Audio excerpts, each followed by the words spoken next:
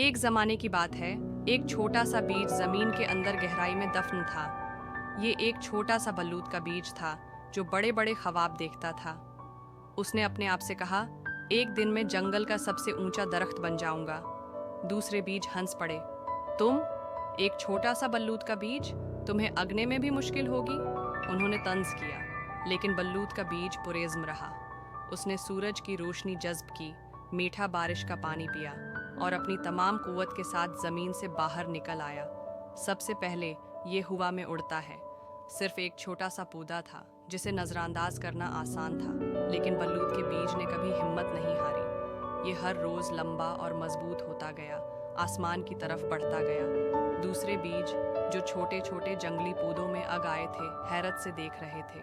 سال گزر گئے۔ بلوط کا بیج ایک شاندار بلوط کے درخت میں تبدیل ہو گیا تھا، جس کی شاخیں بادلوں کی طرف بڑھ رہی تھیں۔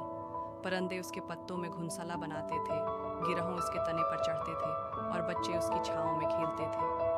ایک دن ایک تیز ہوا جنگل سے گزری، کمزور اور ہلکی ہوا کے ساتھ وہ بڑھتی ہوئی تھی۔ نازک جنگلی پودے ٹوٹ کر زمین پر گر گئے، لیکن طاقتور بلوط کا درخت بلند و بالا کھڑا رہا۔